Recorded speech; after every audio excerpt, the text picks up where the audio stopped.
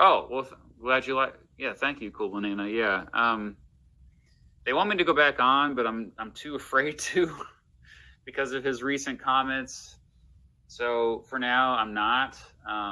But he's just an edgy guy. He says controversial things all the time. I think a lot of times he doesn't mean what he says. He's trying to get attention. Fuck it. Fuck the dude. The firefighter guy. Fuck Trump. Fuck the people that support him. I just want you to know, okay? Just in case you're confused or it seems like I'm, you don't, whatever. If one of you were in the crowd and you're a conservative fan of mine and you end up, getting blown away or whatever the fuck, I'm making fun of you the next day on Twitter. Alright, so Mr. Beat and Destiny have a similar dynamic. They're both generally progressive.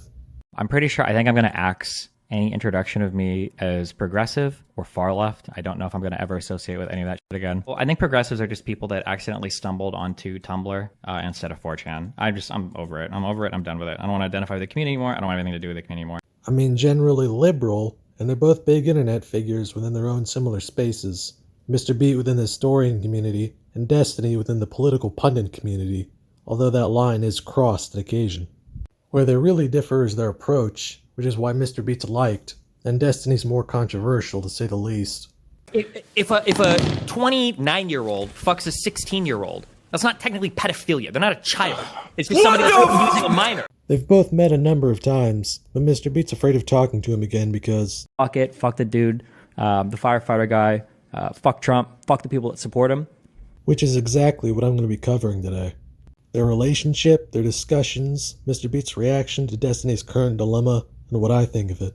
So the first time Mr. Beat and Destiny met was pretty uneventful. Literally in my notes I wrote down, I'm bored and only somewhat interested. They talked about stuff like voting reform and gerrymandering, which are important, but not very colorful topics. It was a pretty technical conversation by two guys who were already dry. Not to mention that even the visuals were complete dog shit, with Destiny playing a game while they talked without any editing to make it more digestible. But overall, they started off the relationship on good terms, so... Thanks for having me on. It's great to finally meet you. So. Yeah, no problem. Well, if anything ever comes up, or if there's ever any issue or anything you want to chat about, feel free to give me a ring, shoot me an email. We can always hop on and chat. Mr. Beat gave him a fucking ring, alright. Around a year later, Destiny posted memes on Twitter conflating Palestinians and Nazis during the controversial Israel-Palestine conflict. Naturally, Mr. Beat took offense to this, given his own history with the topic.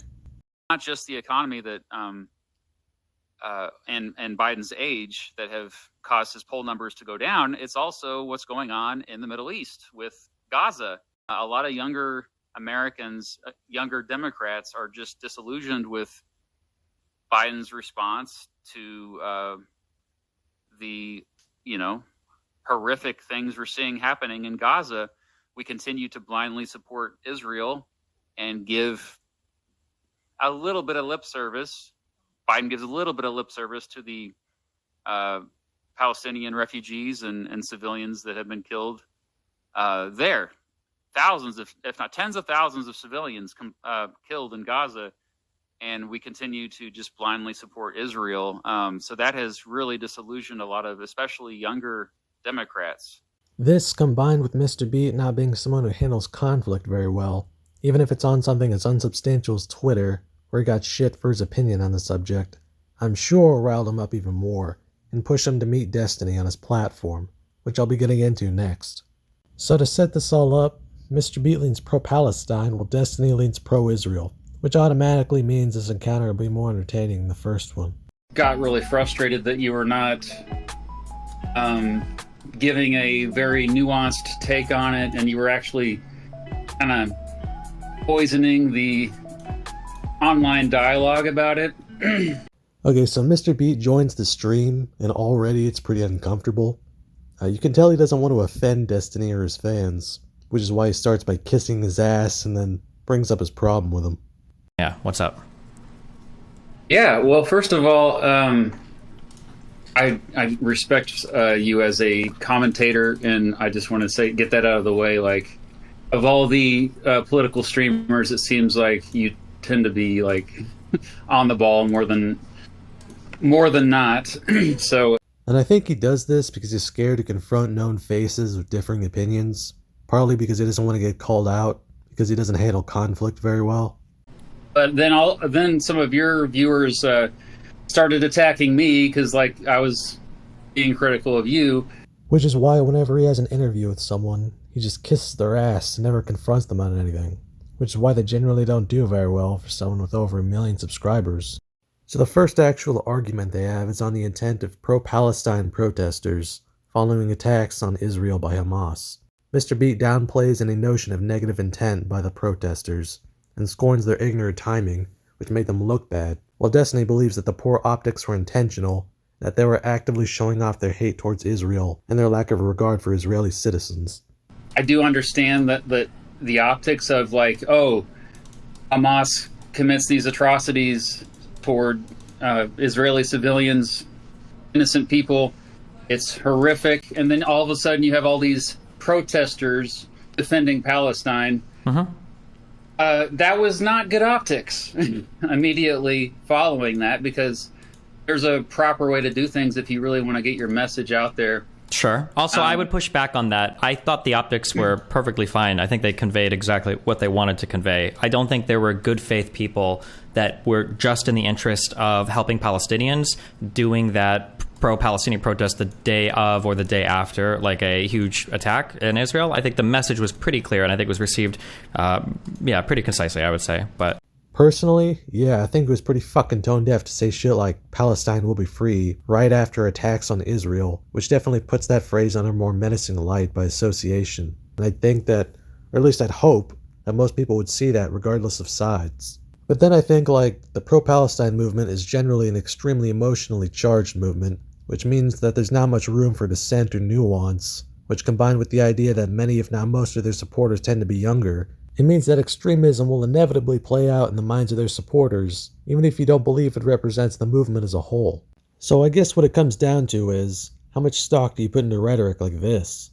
From the river to the sea! From the river to the sea! When I say from the river to the sea, you reply with Palestine is almost free, because our resistance attacks are proof that we are almost free. October 7th is proof that we are almost free. Long live October 7th. Long live the resistance. Long live the Intifada. Long live every form of resistance. From the river to the sea. Another argument they have is on how extreme Palestinians themselves really are. Okay, well, there was a lot of conflation between Hamas and Palestine, and so I guess that was where my frustration was. It's like Palestinians most Palestinians are not Hamas. That was my main point, that I thought you were not conveying that message to me.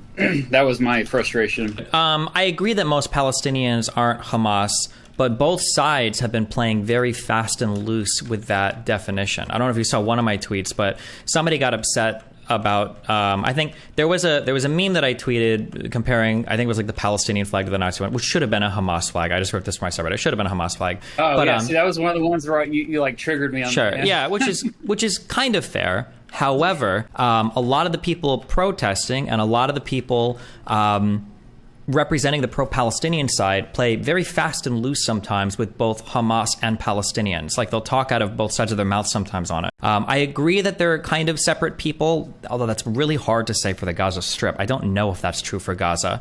But it's definitely true when distinguishing like those that live in the West Bank between those that live in Gaza. But sure, I don't necessarily disagree with that. And also, like, instead of attacking a straw man, which, you know, the most extreme example, like these people that were saying kill all Jews, that's an extreme example. The vast majority of Palestinians, I don't think, want to genocide I feel like Jews. it was maybe not genocide Jews, but it feels like when you look at the protests around the world, and I fully admit it could be the confirmation bias of what I see on Twitter. Picking? Yeah, it could just be, yeah. But it feels like a lot of the protests I'm seeing, things like from river to sea, things like Free Palestine, the abolition of Israel as a state, it feels like that's the calling card for, yeah. So, I mean, and now it could be that there are a whole bunch of Palestinians that, or people that are pro-Palestine that don't support the total abolition of Israel as a state. That could be the case, and I just don't see them anywhere. But man, from every big interview, from every big, influencer, from every huge Twitter thread, it seems like it's pulling teeth to get a Palestinian to admit that, like, killing Israeli babies is wrong.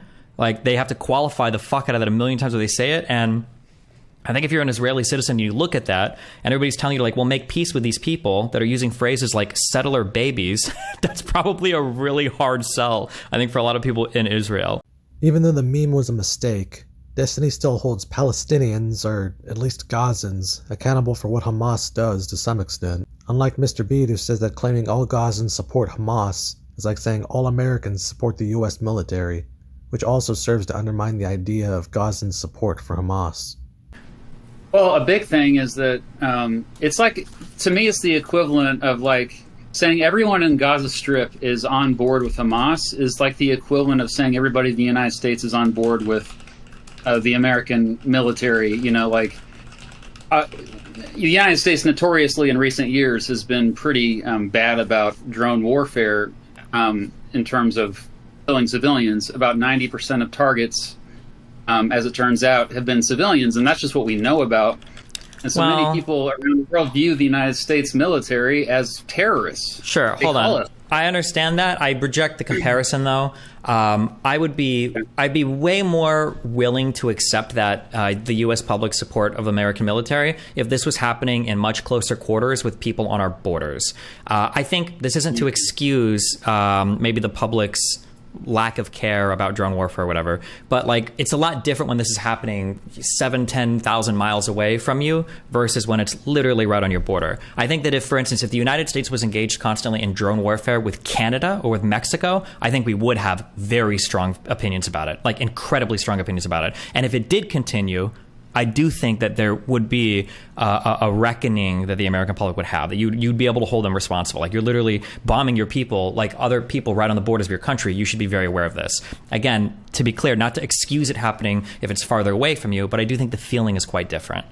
My larger point, though, is being that we conflate all people living in the Gaza Strip with Hamas, who took control, essentially, like they say, by democracy, but there was I don't know if it was that democratic at all when they did take control. And there are a lot of people in Gaza who do not like Hamas, who are not part of Hamas.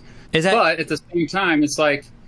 Is that true? Because I thought my understanding is Hamas has enjoyed pretty widespread support in Gaza since 2006. Like, have there been like attempted revolutions or attempted coups or people trying to overthrow the Gazan government or... Well, they can't. It's similar to like North Korea or something. It's like... they control it.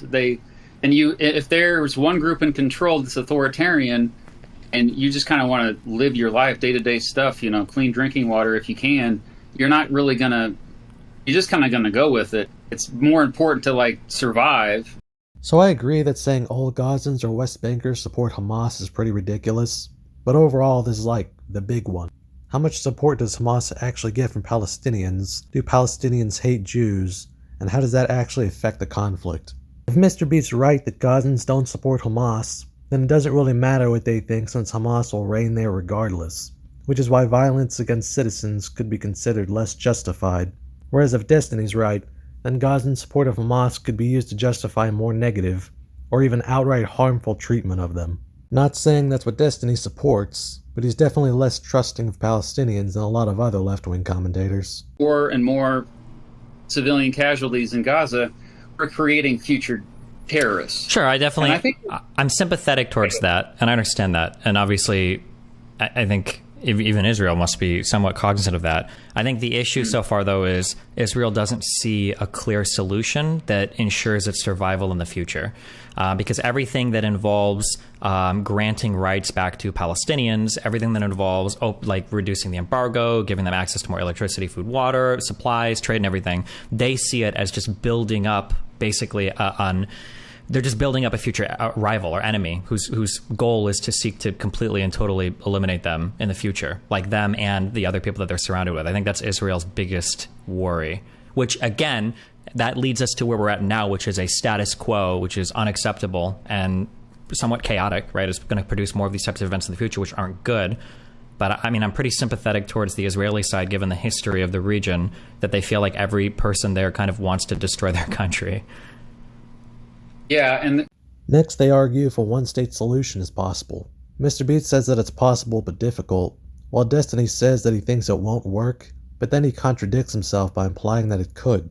I know it seems idealistic, but I think the one-state solution is something that still should be considered, because as long as you have safeguards in there for Israelis, because I think that should have been talked about more in, let's say, the 1930s versus the 2020s. But how I feel like the one-state solution is entirely and completely off the table, especially given the history of all the conflict. How on earth could, right? Even even the PA has that fund for, martyrdom for killing Israeli people that they'll pay out your family or whatever into perpetuity after you die. And that's in the West Bank. I don't know if Israel would feel good with a one-state solution, especially if you start right of returning all of the Palestinian peoples, of which there are, 4, 5, 6, 7 million of them around the world, to come back and start voting. I don't think the Jewish people in that one state would feel very secure at that point. It's kind of something you'd have to pay attention to. You just, in this instance, because they're always thinking about it. It's always about revenge. Revenge is such a palpable thing. It's not something that maybe you or I can even truly understand, because we haven't lived through it. I try to think of what if China sent a drone to the United States, dropped a bomb on my house, killed all my family, I survived. I would spend the rest of my life on a mission, revenge against China. It's, there are certain examples where I think you cannot ignore history, just back to my earlier point. You'd probably agree with that, though, right? Yeah, I do kind of agree. I don't... this might trigger you because you do history. A thing I've been repeating recently is I feel like in some ways history for regions is pretty important, and I also feel like in other ways history actually doesn't matter at all. I feel like sometimes, especially in conflicts like this, I feel like sometimes there's an overemphasis on the history, that when you are trying to figure out how to deal with a large group of people, sometimes it's tempting to say, well, in 1948 they shouldn't have been here, or these wars had happened in the 60s, and it's like that might have happened and that might be history, but we need to talk about the people as they exist right here, right now, and trying to focus on who was more right or who was more wrong in the 6-Day War, or who was more right or who was more wrong, back when Israel was buying weapons from Czechoslovakia, or back when Lebanon and Jordan and Egypt all wanted to destroy it. Those are conversations to be had. But I mean, like you said, most of the people in the Gaza Strip are over half of them are under the age of 18. I don't think there has to be the only reason I say this is because oftentimes so much conversation is stymied by there's a roadblock to where if you want to discuss any potential solution, somebody will be like, oh, well, do you know all the history? It's like, well, no, but I don't even know all the history of I don't even know all the history of Nebraska, right? But I don't know if somebody would say we did historical reading of the indigenous tribes that were here before Omaha annexes Elkhorn. Not to say that history is irrelevant, but yeah, I feel like sometimes people throw that up as a roadblock too much when it comes to discussing potential future solutions. If there is political will for it in the right countries, I think anything can happen. I truly do believe that. Now, he says that because both sides like to use the other's violent history as an excuse for why they don't want to work with each other. The wrongs Israel did to Palestine, the wrongs Palestine did to Israel, so on and so forth. But Destiny only places the blame there on Palestine. I do think it could work as long as there was UN intervention, maybe even a lot of other third parties as well, coming to the table, Iran, United States, coming, when we look at the progress in that region over the past few decades, often what do we see? We see presidents forcing them to shake their hands together, like a Palestinian leader and an Israeli leader shaking their hands.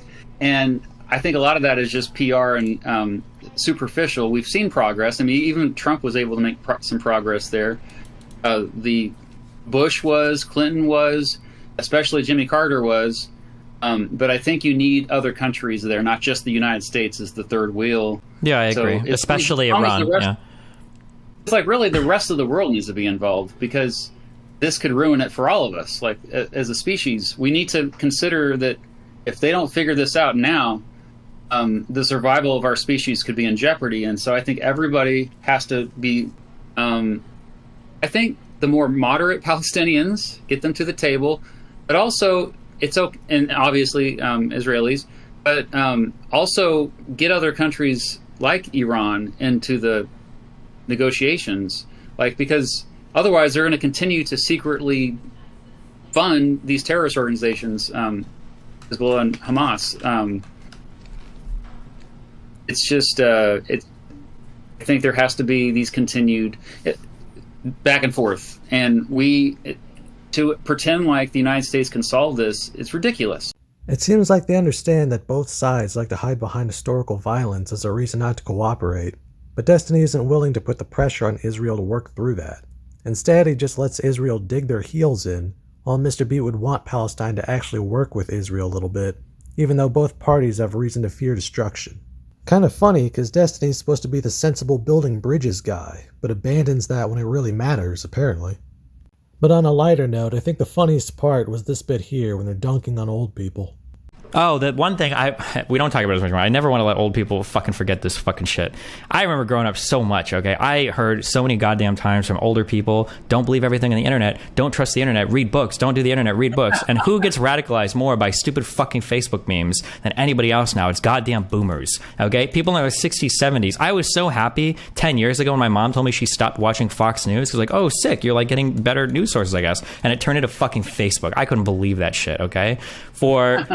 Yeah, god damn it. For all of the internet scaremongering that boomers did growing up, they fucking love that shit now. Holy shit. All that QAnon shit, everything came from the internet, and all the Hillary Clinton and Seth Richards and all this stupid shit, like unbelievable, dude. Yeah. Yeah.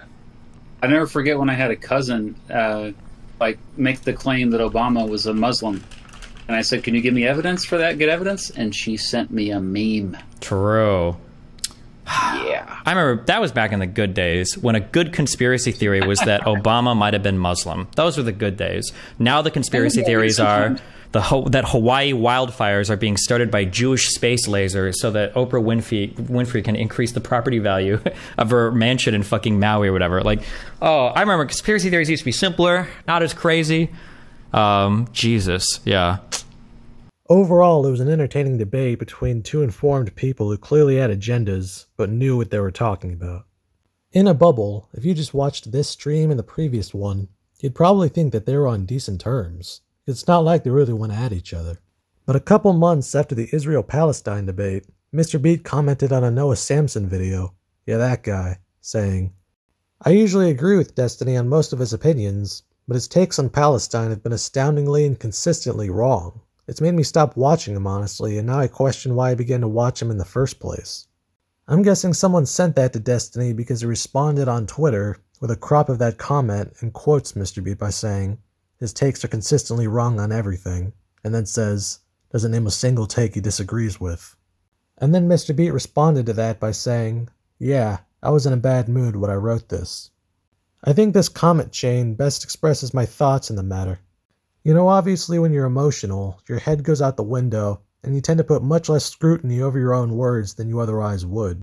But that being said, it's still entirely possible that Mr. Beat did actually stop watching Destiny over Israel-Palestine. He didn't correct that, he just said he was in a bad mood when he wrote that. And if that's the case, that's pretty ridiculous. I mean, this is the guy who said, people tend to err on the side of moderation. Rather than extreme. I think that seems to be what's happening here. So do I. I'm kind of made fun of for that, actually, all the time. Oh, you're the radical centrist, Mr. Beat. So it's amazing that all it took was disagreements over one topic for him to stop watching Destiny. Their last meeting was on the Bridges podcast, hosted by Destiny and Kyla Turner. Not so erudite. And it was better than their first encounter, but not as good as the Israel-Palestine one. Probably because this is an unfocused discussion rather than a lasered-in controversial debate, which is more entertaining than talking about random crap like what happened here. Like, black people go to jail in the United States because black people commit more crime per capita than white people. Like, that's a fact and that's true. They bounced around various topics like the Electoral College, which Mr. Beat has talked about probably too many times to count, and is still pissed about, apparently. Because now you're determining the lives and the outcomes of other people in the country, and you should probably do some due diligence to make sure that your vote is resembling, what actually matches with reality. I'm glad you brought up democracy, because we were going to bring up the Electoral College as well, right? Yeah, we have a representative democracy. There is that space between pure democracy and also like people that defend the Electoral College like to bring this up. We're a republic. But the best thing they talked about was their Twitter beef. You make your audience mad all the time. That's a good thing. Yeah, to some extent, yeah, because you're you made me mad. Sure, yeah. Like I went after you. I have to apologize because what I was seeing was clips of you out of context on Israel Palestine when you do have more nuanced views. So yeah, I'm just as bad. Why is the New York Post doing that? Like, what is going on? Yeah, that's crazy. Can I ask a meta conversation between you two because it came up? Whatever you want. Okay, because I was kind of on the outs. It was super interesting when I saw you guys starting to disagree on Twitter because it was right at the time that we were talking about Montana, the canvassing event. Oh, and yeah. you were going to come out. And then they saw the Twitter disagreement, and like one of the people at work was with me is like, oh no, I was like, Destiny burnt a bridge. Like this was going to be such a cool episode. Like, oh no. And I was like, I mean, I don't know. I'll just keep reaching out. So obviously you apologize. Do you feel like you also had like a knee-jerk reaction on Twitter, or like how do you feel about that exchange? I'm not going to say our tweets directly. I feel like my response was fair though, because I think I saw you put a comment on a video where you were like, I'm wrong about everything. And then I think I quote tweeted like, well, what was I wrong about? And then I think that was about the extent of the exchange. And then I think you said maybe something negative afterwards, like, oh, okay. No, he apologized after.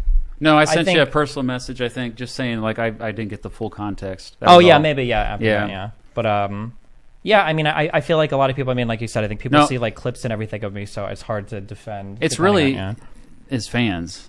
Like they turned on me. Oh, because I like how I first found out about you was like, oh, a lot of the people that watch my channel also watch you, and so I was like, okay, yeah, I'll reach out to them, and then but a lot of them like turned against me once I had different views about Israel Palestine. Yeah, so around the time of their Israel-Palestine debate, Mr. Beat got crap from Destiny's pro-Israel audience, but I'm not sure whether Mr. Beat stopped watching Destiny before or after the debate as a result of that. Maybe after that meme which Destiny put out beforehand, but I do wonder if Mr. Beat ever actually followed his content at all, or he just said that to add some weight to his anger. Or is it that he just watched clips of Destiny that he came across? I don't know, but Mr. Beat is notoriously bad at dealing with conflict, which means that regardless he got pissed at Destiny. But it seems like since then they've made up, understand each other a bit better, and seem to be on good terms, right? Oh, that's a little bit old, that chart. That chart's a couple of months old, and if you want to really see something that's said, take a look at what happened.